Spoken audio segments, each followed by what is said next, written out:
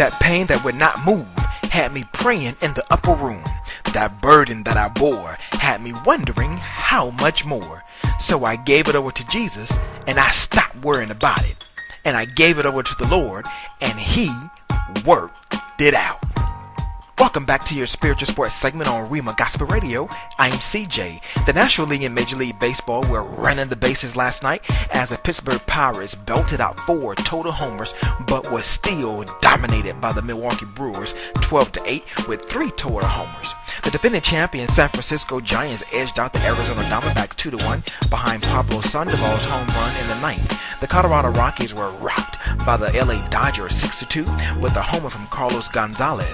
The Washington Nationals were hammered by the Atlanta Braves 8-1 with homers from Tim Hudson and Andrelton Simmons, while the New York Mets lost 2-1 to the Miami Marlins after they rallied in the ninth. The San Diego Padres literally smacked the Chicago Cubs upside the head 13-7 as the Padres slammed 3 total homers, and the Cincinnati Reds lost 2-1 to the St. Louis Cardinals as Matt Holliday went yard.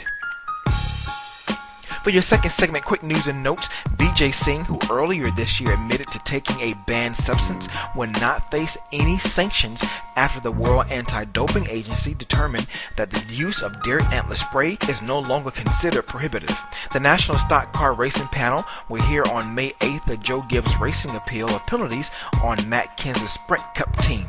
Light heavyweight title holder Bernard Hopkins' first defense will come against mandatory challenger Caro Murat of Germany and will take place July 13th at the Barclays Center in Brooklyn, New York. And finally, William J. Smith, who is a former Southeast Missouri State University women's basketball coach and current coach at a Northeast Kansas Community College, was arraigned Tuesday in a multi-state car theft conspiracy and is charged with 1 count of conspiracy and 3 counts each of mail fraud and receipt of a stolen motor vehicle, and not guilty pleas were entered on his behalf during his arraignment in federal court in St. Louis.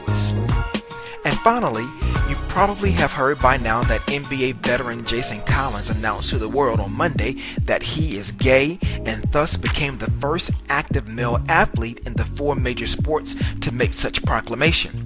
Since then, many have applauded and celebrated Collins' courage, bravery, and strength and publicly supported his decision, and it was at that time the news of the day, and now the news of the week, and perhaps the top news of the year. Well, let me give you the greatest news of your lifetime. Jesus went to Calvary to save a wretch like you and me. But that's not how the story ends, because 3 days later, he rose again. And anytime a person gives their life to Christ, they too should be applauded and celebrated for making the best decision of their lifetime. To have your company sponsor a sports segment, please email me at cj@cjsports.com for more information. To catch archives of your spiritual sports segment, log on to my innovative blog site, cjsports.com, and make sure you're giving that follow on Twitter at cjsports, and don't forget to like me on Facebook at cjact. Thanks for tuning in to your updates in your spiritual sports segment, where we sprinkle a little spirituality